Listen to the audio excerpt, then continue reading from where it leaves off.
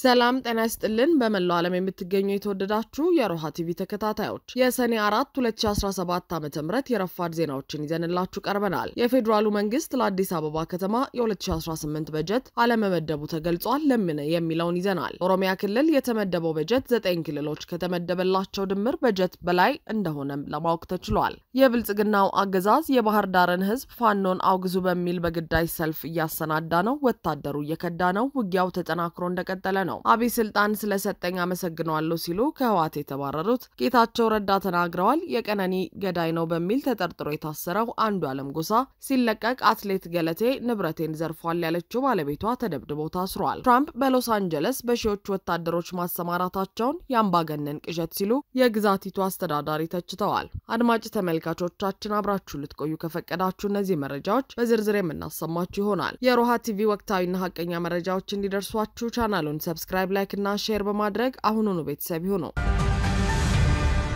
የፌደራሉ መንግስት ለአዲስ አበባ ከተማ የ2018 በጀት አለመመደቡ ተገለጸ። በቀጣይ ዓመት የፌደራል መንግስት አጠቃላይ በጀት ውስጥ ባልተለመደ ሁኔታ ለአዲስ አበባ ከተማ አስተዳደር የሚደረግ የበጀት ድጋፍ ሳይካተት ቀርበዋል። የህዝብ ተወካዮች ምክር ቤት ትናንት ማክሰኞ ሰኔ 3 2017 ዓ.ም ባደረገው መደበኛ ስብሰባ የቀረበለትን የ2018 ዓ.ም የፌደራል መንግስት ረቂቅ በጀት ለተጨማሪ ዝርዝር እይታ ወደ ፕላን በጀትና ፋይናንስ ጉዳዮች ቋሚ ኮሚቴ መርቷል። የገንዘብ ሚኒስትሩ አህመድ ሽዴ በፓርላማ በነበረ ማብራሪያቸው የ2018 የፌደራል መንግስት ጠቅላላ ወጪ በጀት 1.93 ትሪሊዮን ብር ወይም 1 ትሪሊዮን 928 ቢሊዮን ብር እንዲሆን መቅረቡን ተናግረዋል። ይህ በጀት በብር ደረጃ ከፍተኛ ጭማሪ ቢያሳይም በዶላር ደረጃ ግን አምና ከነበረው 20 ቢሊዮን ዶላር ወደ 15 ቢሊዮን ዶላር ዝቅ ብሏል። ይህም አብይ በነ IMF ጫና የብርን የመግዛት አቅም ማዳከማቸውን ተከትሎ የመጣ ኢኮኖሚያዊ ቀውስ ነው። ሌላው ደግሞ በዚህ ከፍተኛ የአገሪቱ በጀት ላይ ዋናውን የበጀት ድርሻ የሚወስደው የብድር ክፍያው ነው።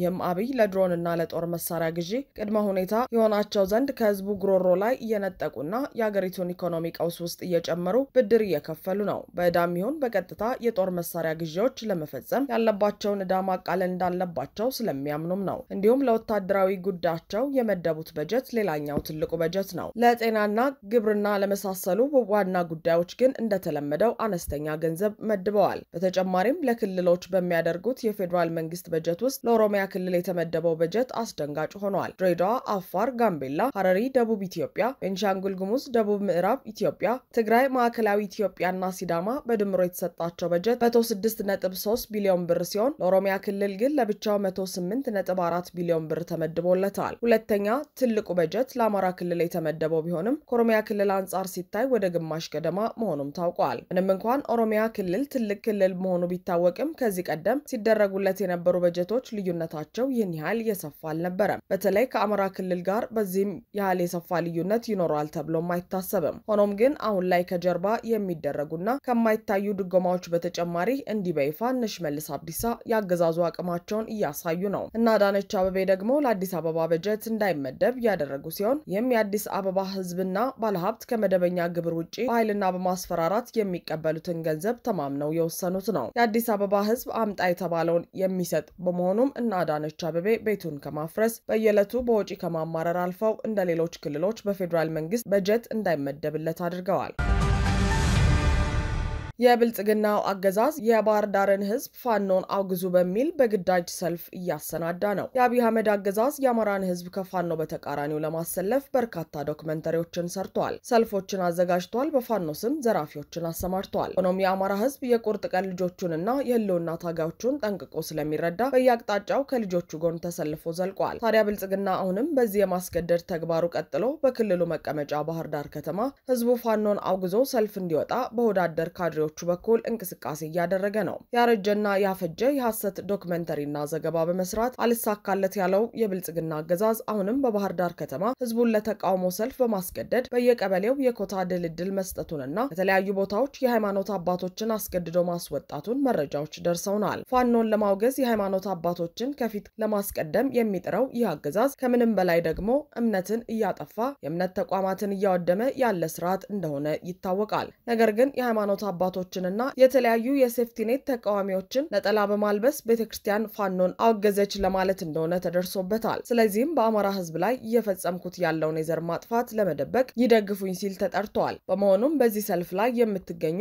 የምታስተባብሩ ለአማራ ነጻነት ሲባል በዱር በገደሉ በተሰዉት ጓዶቻችን ደምና አጥንት ላይ እንደመቀለድ ስለሆነ በዚህ ቀን ለሚደርሱ ማንኛውም አይነት ጉዳት ፋኖ ኃላፊነቱን የማይወስድ መሆኑን እያሳወቁን ሁሉንም ሰው ባለመገኘት የትግሉ ተባባሪ እንዲሆን ሲል የአማራ ፋኖ ብሔራዊ ኃይል የአንደኛ ክፍለ ጦር ቃል አቀባይ ፋኖ ሀብታሙ ይሱፍ ገልጿል። አውደ ውጊያ መረጃ ደግሞ ጎጃም አገው ምድር 3ኛ ክፍለ ጦር የአብይ አህመድን ወታደር እንደ ቅጠል አርግፎታል ሲል ክፍለ ጦሩ አሳውቋል። ትናንት ሰከላ ግሽ አባይ ከተማ ድንጋይ ገበጣና ሳንግብ ቤተክርስቲያን መሽጎ የነበረው ኃይል ላይ አፋብሃ ጎጃም ቀጠና ጎጃም አገው ምድር 3ኛ ክፍለ ጦር የወን ብርጌድ ከንጋቱ 11 ሰዓት ላይ መብረቃዊ ጥቃት ሰንዝረውበታል። በዚያው አውደ ውጊያ ሰከላ ግሽ አባይ ከተማ ሳንግብ ቀበሌ ላይ 3 ያገዛዙ ወታደሮች ሲገደሉ ድንጋይ ገበጣ ላይ ደግሞ 4ቱ ተገድለዋል። እንዲሁም የበላይ ዘለቀ 8ኛ ክፍለ ጦር በትናንትናው ዕለት በሸበል በረንታ ወረዳ የዱሃ ከተማ መሽጎ የሚገኘው ያገዛዙ ኃይል ወረጎና አካባቢ ሲንቀሳቀስ በፋኖ ተመቶ ፓትሮሉ ከጥቅም ውጪ ሆኖበታል። 5 ያገዛዙ ወታደር ሲገደል 8 የሚሆነው ደግሞ ቆስሏል። በሌላ መረጃ ትናንት ሰኔ 3 2017 ዓ.ም 100 መሪ የመከላከያ አባል የነበረ ከኮርክ ከተማና 2 ሚሊሻዎች ከኤላም ገጂ ከተማ በመውጣት ያፋብሃ በጎጃም ቀጠና የአዲስ አለማየሁ 7ኛ ክፍለ ጦር የአብራጂት ብርጌድን ተቀላቅለዋል። በተመሳሳይ 10 አለቃ አዲስ የቸሬና 50 አለቃ ታደሰ የተባሉ ያገዛዙ ወታደራዊ አመራሮች ከነሙሉ ትጥቃቸው አባሎቻቸው እንደያዙ አፋብሃ በጎጃም ቀጠና አንደኛ ክፍለ ጦር ስር የሚገኘውን ኮሎኔል ታደሰ ሙሉለ ብርጌድን ተቀላቅለዋል። አብይ ስልጣን ስለሰጠኝ አመሰግናለሁ ሲሉ ከህወሓት የተባረሩት ጌታቸው ረዳ ተናገሩ። ከትግራይ ተገፍቼ ወደ ስደት እንዳልሄድ አገሬንና ህዝቤን የማገለግልበት እድል ነው የተሰጠኝ። ይህንን እድል እንዳገኝ ላመቻቹልኝ የፌዴራል ጠቅላይ ሚኒስትር ምስጋና አቀርባለሁ ሲሉ ያሁኑ የአብይ አማካሪና የቀድሞ የህወሓት ቃል አቀባይ እንዲሁም የትግራይ ጊዜያዊ አስተዳደር ፕሬዝዳንት ጌታቸው ረዳ ተናግረዋል። የጌታቸው ረዳ ንግግር በቀጥታ ሲተረጎም አብይ ስልጣን ስለሰጠኝ አመሰግናለሁ ማለት ሲሆን በመሃይምነት በአምባገነንነት በገዳይነት በስልጣን ወዳድነትና በመሰል ማንነቶቹ ሲዘልፉት የነበረው ሰው ዛሬ ስልጣን ስለሰጣቸውና የቀድሞ ጓዶቻቸውን እንዲበቀሉ ስላመቻቸላቸው ምስጋና ሲያቀርቡ መታየታቸው የአገሪቱ ፖለቲካ ወዴት እየሄደ ነው የሚያስብል ነው። ገደል የገባበት ለህዝብ መቆርቆር የተዘነጋበት ገዳይነት አሳዳጅነት የገዘፈበት የፖለቲካ ምህዳር መፈጠሩንም ያረጋገጠ ነው። የአሁኑ የጠቅላይ ሚኒስትር የምስራቅ አፍሪካ ጉዳዮች አማካሪ ሚኒስትር ጌታቸው ረዳ ኢቢኤስ ከተባለ ቴሌቪዥን ጣቢያ ጋር ቃለ ምልልስ አድርገው ነበር። 90 ደቂቃ በላይ በነበራቸው ቆይታ በቅርቡ በፌዴራል መንግስት ስለተሰጣቸው ኃላፊነት ስለ ትግራዩ ጦርነትና በፕሪቶሪያ የሰላም ስምምነት ካቆመ በኋላ በክልሉ ጊዜያዊ አስተዳደር የነበራቸው የፕሬዝዳንት ኃላፊነትን አስመልክተው ተናግረዋል። ጌታቸው አሁን ላይ በሚዲያ ሲናገሩ እንደፊቱ ምን ይሉ ይሆን ብሎ የሚያያቸው ሰው እንደሌለና ንግግራቸው ሁሉ የቀድሞ ጓዶቻቸውን መሳደብ አብይን ነጻ ማውጣትና ማግሰፍ መሆኑን ለመረዳት ተችሏል። አሁን በተሰጠኝ ኃላፊነት ቦታ በአፍሪካ ቀንድ ዘላቂ ሰላም እንዲኖርና ግጭት እንዳይቀሰቀስ አቅሜን አሟጥጬ እንድሰራ ከፍተኛ እድል ይፈጥርልኛል ብለዋል። ታዲያ ነጻ መሬት በሚል በአፋር ክልል ያኮረፉ የትግራይ ወጣቶችን ሰብስበው ወታደራዊ ስልጠና የሚሰጡት ለገና ጨዋታ ልምምድ ነው ወይ ተብለው ግን አልተጠየቁም። ምክንያቱም ይጦር የሚመራውም የስልጠና ድጋፍ የሚያገኘውም በጌታቸው ረዳና በአብይ በኩል መሆኑ በግልጽ እየተነገረ ነው። ከአሁን በፊት ግጭት እንዲፈጠር የነበረ ሚና ይበቃል። አሁን በተመደብኩበት ቦታ በትግራይ በኢትዮጵያ እንዲሁም በአፍሪካ ቀንድ ሰላም እንዲሰፍን በመስራት ያለፈውን ጥፋቴን ለማካካስ እሰራለሁ ሲሉ ከዚህ በፊት ጥፋተኛ እንደነበሩ በራሳቸው አንደበት አምነው ተቀብለዋል። ጌታቸው አክለውም ትግራይ ተመልሼ መስራት መቀሌ መኖር ነው የምፈልገው ሲሉ ተደምጠዋል። ወደ ህወሓት ከፍተኛ የአመራርነት ቦታ የጠቆመኝና ያመጣኝ ስብሃት ነጋ ነው። አንዳንድ የፖለቲካ ክፋቶች ከስብሃት ነጋ ነው የተማርኩት ሲሉ የፖለቲካ ክፋት እንዳለባቸው ተናግረዋል። አሁን እያደረጉት ያለው ነገርም ከፖለቲካ ክፋት የመነጨ አለመሆኑ ግን የሚያውቁት እርሳቸው ፈጣሪና ነገ ብቻ ነው። ሆኖም ግን አቶ ጌታቸው ረዳ ከዚህ ቀደም በሰጡት አስተያየት በማንም ተጠቁሜና በምርጫ ሰንሰለት አይደለም እዚህ የደረስኩት ሲሉ ተደምጠው ነበር። ምናልባትም እርሳቸው እንዳሉት ወይ ይሄኛውን አሊያም የቀደመውን ንግግራቸውን በስሜት ተናግረው ይሆናል። የህወሓት አመራር 99.99% ጥፋት ገና አልተጋለጠም፣ ያስቀሩት ነገር ከተናገሩት በጣም እንደሚበልጥ ተናግረዋል። አሁን ላይ ግን ጌታቸው ስለ ህወሓት አመራሮች የሚናገሩት እነስዩም ተሾመ ከተናገሩት የሚለይ ባለመሆኑ ጆሮ ያጡ ነው። የቀነኒ ገዳይ ነው በሚል ተጠርጥሮ የታሰረው አንዱዓለም ጎሳ ሲለቀቅ አትሌት ገለቴ ንብረቴን ዘርፏል ያለችው ባለቤቷ ተደብድቦ ታስሯል። የአብይ አህመድ አገዛዝ ስልጣን ከያዘበት ጊዜ ጀምሮ የፍትህ ስርዓቱ የሚመራው በፍትህ ተቋማት መሆኑ ቀርቶ በአገዛዙ ፖለቲካዊ ፍላጎትና በደቦ ፍርድ መሆኑ በተደጋጋሚ ሲነገር ነበር። የብልጽግናው መንግስት እያንዳንዱን ወንጀልና የተበደልኩኝ ጥያቄ ለፍትህ ተቋማት ከመተው ይልቅ እጁን እያስገባ ለፖለቲካዊ ትርፍ ሲጠቀምባቸው ይታያል። አሁን ላይ ደግሞ የህግ ስርዓቱ በህግ ባለሙያዎችና በፍትህ ስርዓቱ የሚመራ ሳይሆን በማህበራዊ ሚዲያ የሚመራ ሆነዋል። በትናንትናው ዕለት ፍርድ ቤት ሞዴል ቀነኒ አዱኛን ገድሏል በሚል የተጠረጠረው አንዱዓለም ጎሳን ሲለቅ አትሌት ገለቴ ቡርቃ ዘርፎኛል ያለችውን ባለቤቷን ደግሞ ፖሊስ ልብሱን አውልቆ ኢሰባዊ በሆነ ሁኔታ እየደበደበ አስሮታል። የተፈጸመው ደግሞ በማህበራዊ ሚዲያ የገለቴ አቤቱታ በመሰማቱ ብቻ ነው። በዚህ ጉዳይ ላይ አስተያየት የሰጡ ሰዎች እንኳን የሰራው ወንጀል ሳይረጋገጥ ቀርቶ ቢረጋገጥ እንኳን በዚህ መልኩ መያዙ ኢሰባዊ ነው ይላሉ።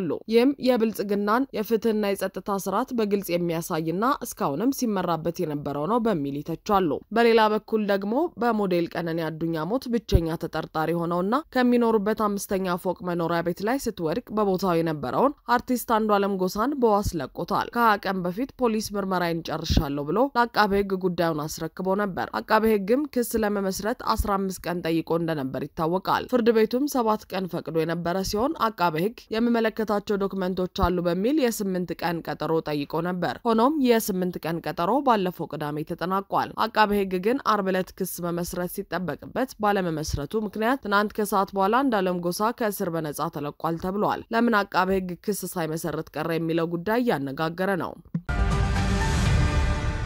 ትራምፕ በሎስ አንጀለስ በሺዎች ወታደሮች ማሰማራታቸውን የአምባገነን ቅዠት ሲሉ የግዛቲቱ አስተዳዳሪ ተቹ። የፕሬዝዳንት ዶናልድ ትራምፕ አስተዳዳሪ ስደተኞችን መክበብና በቁጥጥር ስር መዋል ፖሊስ ጋር ተያይዞ በተነሳው ተቃውሞ በሺዎች የሚቆጠሩ ወታደሮች መሰማራታቸውን የአምባገነን ፕሬዝዳንት ቅዠት ሲሉ የካሊፎርኒያ ግዛት አስተዳዳሪ ዘልፈዋል። ተቃውሞ በሌሎች ከተሞች የተዛመተ ሲሆን ሎስ አንጀለስ የምትካተትበትን የካሊፎርኒያን ግዛት የሚያስተዳድሩት ጋቪን ኒውሶም ሁኔታውን ያቀጣጠለው ትራምፕ ነው ሲሉ ወቅሰዋቸዋል። ቀናትን ባስቆጠረው በዚህ ተቃውሞ ትራምፕ በሺዎች የሚቆጠሩ ወታደሮችንና የባህር ኃይል አባላት ማሰማራታቸውን አስተዳዳሪው ጋቪን እርምጃው የአምባገነኑ ፕሬዝዳንት ቅጥ ያጣ ቅዠት ሲሉ ዘልፈዋቸዋል። በሎስ አንጀለስና አካባቢው 700 የአሜሪካ ባህር ኃይል አባላት እንዲሁም 4000 የብሔራዊ ዘብ አባላት ተሰማርተዋል። ግዛቲቱ ያለ አስተዳዳሪው ፍቃድ ወታደር በመላክ ፕሬዝዳንቱን እየከሰሰች ነው። የአሜሪካ መከላከያ በአገሪቱ ግዛቶች ውስጥ ህግ የማስከበር ሚና መኖሩ ያልተለመደ ነው። በፕሬዝዳንት ትራምፕ የስደት ፖሊሲ ጋር በተያያዘ የተነሳው ተቃውሞ በከፍተኛ ሁኔታ የተቀጣጠለበት ሎስ አንጀለስ የሰዓት እላፊው አዋጅ ተጥሎበታል። ከአርብ ጀምሮ በሎስ አንጀለስ 4 የሜክሲኮ ዜጎች በቁጥጥር ስር ውለው ወደ ሜክሲኮ እንዲመለሱ መደረጋቸውን የአገሪቱ የውጭ ጉዳይ ቢሮ አስታውቋል። በሎስ አንጀለስ ትራምፕ ባሰማሯቸው ወታደሮችና በተቃዋሚዎች የተከሰተው ፍጥጫ ከ1965 ወዲህ የአገሪቱ ፕሬዝዳንት ያለ ግዛቱ አስተዳዳሪ ፈቃድ ብሔራዊ ዘብን ያሰማራበት የመጀመሪያው ክስተት ነው። አድማጭ ተመልካቾቻችን የሰዓቱ የሮሃ ቲቪ ዜናዎች የተከታተላችኋቸውን ይመስሉ ነበር። አብራችሁን ስለነበራችሁ ከልብ እናመሰግናለን። ሰላም።